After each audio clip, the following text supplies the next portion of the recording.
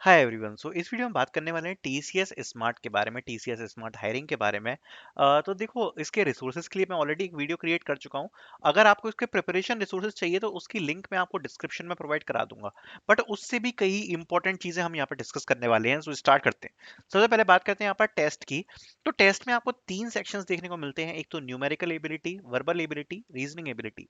Duration of section होगा 120 minutes, मतलब जो आपका पूरा टेस्ट का टाइम है वो 120 मिनट्स यानी कि 2 आवर्स का रहने वाला है। नॉट टॉकिंग अबाउट दिस कि क्या ये सेपरेट सेक्शंस होते हैं। यस, जब आप किसी क्वेश्चन को सॉल्व कर रहे होगे तो ये तीनों आपको सेपरेट सेक्शन में मिलेंगे। मतलब आपको हर सेक्शन अलग से सॉल्व करना पड़ेगा।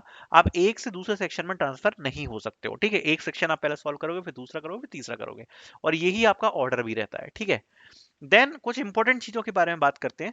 सबसे पहले बात करेंगे टाइम मैनेजमेंट की। तो देखो, जो भी लोग टीसीएस स्मार्ट का यहाँ पर पेपर देने जा रहे हैं, यहाँ पर आपको दो तीन चीजें दिमाग में रखनी है। वो ये है कि प्रिपेयर शॉर्ट क्वेश्चंस और रीजनिंग। अब जैसे कि सिटिंग अरेंजमेंट के क्वेश्चंस हैं, सिटिंग अरेंजमेंट वाले क्वेश्चन हैं, तो अगर आप उसका कोई बड़ा एग्जाम्पल देख रहे हो, टीसीएस स्मार्ट में हमेशा दो या तीन, इससे ज्यादा बड़ा नहीं आएगा। मतलब जो क्वेश्चंस हैं वो बहुत ज्यादा शॉर्ट आते हैं। मैंने इसके एग्जाम्स देखे हैं। तो अगर आप शॉर्ट वाले क्वेश्चंस प्रिपेयर करोगे तो आपको बहुत ज्यादा फायदा देगा। जिस क्वेश्चन को देख के आप 20 या 30 सेकंड में ही तुरंत आंसर दे पाओ, इस टाइप के आपको कुछ क्वेश्चंस देखने को मिलेंगे। अगर आपको कोई भी क्वेश्चंस ऐसा देखने को मिल रहा है जिसकी भी आप प्रैक्टिस कर रहे हो, जो कि थोड़ा सा लॉन्ग फॉर्मेट में है, या उसके फॉर्मूला को लगा के वो क्वेश्चन थोड़ा लॉन्ग सॉल्व होता है, तो आप उसको इग्नोर कर सकते हो। जो भी आपको क्वेश्चंस हैं वो शॉर्ट बेस्ड देखने को मिलेंगे। दूसरी बात जो इंपॉर्टेंट होने वाली है वो मैथ्स में होने वाली है। अगर आप न्यूमेरिक के लिए प्रिपेयर कर रहे हो, तो न्यूमेरिक में आप ऐसे टॉपिक्स को प्रिपेयर कीजिए जिसमें ज्यादा सॉल्व नहीं करना पड़ता। ठीक है, क्योंकि वो आपको क्वेश्चन ज्यादा देखने को मिलेंगे। जैसे कि लॉग्स के क्वेश्चन है, तो लॉग्स के अगर आपको बेसिक कॉन्सेप्ट्स पता है तो लॉग्स के क्वेश्चन आप देख के ही आंसर बता सकते हो। या फिर कुछ फॉर्मूला बेस्ड क्वेश्चन होते हैं जो कि आपके ट्रेन्स के क्वेश्चन होते हैं, जिसमें आपके डायरेक्ट स्पीड से रिलेटेड क्वेश्चन है। ठीक है, जैसे कि जो स्पीड के क्वेश्चन होते हैं ना, कोई ट्रेन इतनी स्पीड से चल रही है, कितने डिस्टेंस को कितने में कवर पाएगी। तो बिल्कुल जो स्ट्रेट क्वेश्चन होते हैं, शॉर्ट क्वेश्चन होते हैं, वो यहाँ पर आपसे ज्यादा पूछे जाते हैं। तो एक काम जो आपको करना है, एक तो जितने भी आपके टॉपिक होते हैं न्यूमेरिकल के, जो रिसोर्सेज की लिस्ट है उसमें आपको सब कुछ मिल जाएगा, जो मैं आपको डिस्क्रिप्शन में दे रहा हूँ। उसमें जितने भी ये न्यूमेरिकल के टॉपिक हैं जो उसमें मैंने बता रखे हैं, आपको क्या करना है, आपको यही करना है उसमें कि आपको उसमें जितने भी फॉर्मूलाज हैं उसको आपको ढंग से रिवाइज कर लेना है। सारे टॉपिक्स के जितने भी फॉर्मूला बेस्ड क्वेश्चन हैं वो जहाँ पर ज्यादा पूछे जाते हैं।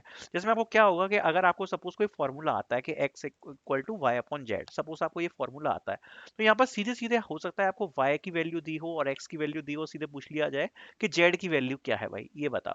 तो ऐसे क्वेश्चंस आपको पता होनी चाहिए। देन टॉकिंग अबाउट जितने भी आपको डिफिकल्ट टॉपिक हैं वो यहाँ पर आपको एक्सक्लूड करने हैं। ये जो टेस्ट होता है इसकी जो डिफिकल्टी होती है वो बेसिकली इजी रखी जाती है। बट इसमें जो डिफिकल्ट चीज रहती है वो ये होती है टाइम मैनेजमेंट, क्योंकि जो क्वेश्चंस हैं उन क्वेश्चंस को सॉल्व आपको थोड़ा जल्दी जल्दी करना पड़ेगा। आपकी स्पीड फास्ट होनी चाहिए, जो क्वेश्चन का लेवल है वो यहाँ पर आपको इजी देखने को मिलता है।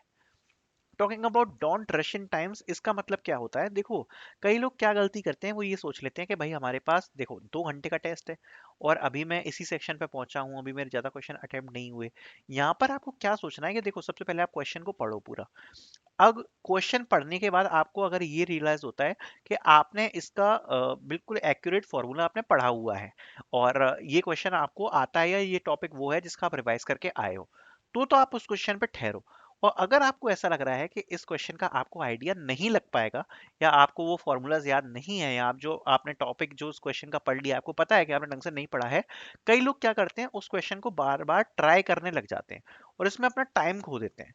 आप उस क्वेश्चन को इग्नोर करो, छोड़ो, और आगे के क्वेश्चन पे स्किप कर जाओ। ठीक है, तो आपको ये नहीं करना कि आप एक क्वेश्चन पे अटक के बैठ गए हो अगर आपको उसमें थोड़ा भी डाउट है तो। ठीक है, अगर कोई भी चीज आपको डाउटफुल लग रही है, जस्ट स्किप और आप नेक्स्ट क्वेश्चन पे पहुंच जाओ। इससे क्या होगा कि आपका थोड़ा सा टाइम बचेगा, और जो क्वेश्चंस में आपको नॉलेज है आप उसको अटेम्प्ट कर पाओगे, जिससे आपका जो पॉजिटिव रेशियो है वो यहाँ पर बढ़ेगा। पॉजिटिव रेशियो दैट मीन्स कि मतलब आपको इसमें दिमाग नहीं लगाना है बेसिकली। मतलब मैं ये आपको कह रहा हूँ कि ये जो क्वेश्चंस हैं, आप इसको अगर नेगेटिव मार्किंग नहीं है जो कि आपके फर्स्ट पेज पे आपको बता दी जाएगी, तो आप इसमें दिमाग मत लगाओ, अपना टाइम वेस्ट मत करो, उसको छोड़ के आप अगले क्वेश्चंस पे चले जाओ। ठीक है, तो ये इंपॉर्टेंट है। नेक्स्ट बात करते हैं कट ऑफ एनालिसिस की। तो कट ऑफ एनालिसिस की तरफ चलते हैं। देखो, कट ऑफ एनालिसिस जो लास्ट से लास्ट टाइम का रहा है, ये कट ऑफ मैं बता रहा हूँ आपको 2020 का, ठीक है, 2021 का सॉरी। 2022 में जो है ना स्मार्ट हायरिंग मैंने नहीं देखी थी बेसिकली, 2021 में देखी थी इससे पहले। 2021 में जो कट ऑफ्स रहे थे वो कुछ ऐसे रहे थे कि आपके जो न्यूमेरिकल और रीजनिंग के कट ऑफ है वो थोड़े से हाई जाते हैं, कंपैरेटिवली जो आपका वर्बल का कट ऑफ होता है थोड़ा सा नीचे जाता है। तो जो न्यूमेरिक और रीजनिंग है अगर आप इसमें एटलीस्ट 65% से ऊपर स्कोर कर पाते हो, दैट मीन्स आपका जो स्कोर है अगर 70% के अराउंड रह पाता है, 70 to 80% के अराउंड, तो यहाँ पर आपके सिलेक्शन के चांसेस बहुत ज़्यादा होते हैं। और वहीं वर्बल में अगर आप 65% तक भी स्कोर कर पाते हो तो आपका चांसेस काफ़ी रहते हैं। अब ये जब आप एग्जाम दे दोगे तो एग्जाम देने के बाद यहाँ पर आपको इंटरव्यू आता है। अब इंटरव्यू में आपको देखने को मिलता है जो बेसिकली वो आपका light technical plus HR interview होता है। अब टॉकिंग अबाउट दिस कि भाई लाइट एचआर प्लस टेक्निकल का क्या मतलब है, इसमें बेसिकली आपके सीवी बेस्ड क्वेश्चंस पूछे जाते हैं जो भी आपके रेज्यूमे में लिखे हैं, उससे रिलेटेड क्वेश्चंस ज़्यादा पूछे जाते हैं। अगर आपको प्रोग्रामिंग लैंग्वेज की नॉलेज है, लाइक सी प्लस प्लस की नॉलेज है या जावा की नॉलेज है, तो आपको उससे रिलेटेड क्वेश्चंस भी यहाँ पर पूछे जाएंगे। ऊप्स कॉन्सेप्ट से रिलेटेड आपसे क्वेश्चंस पूछे जा सकते हैं, आपसे प्रोजेक्ट्स के ऊपर क्वेश्चंस पूछे जा सकते हैं।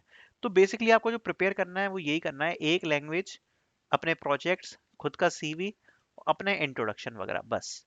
इससे ज़्यादा ये लोग नहीं पूछते हैं।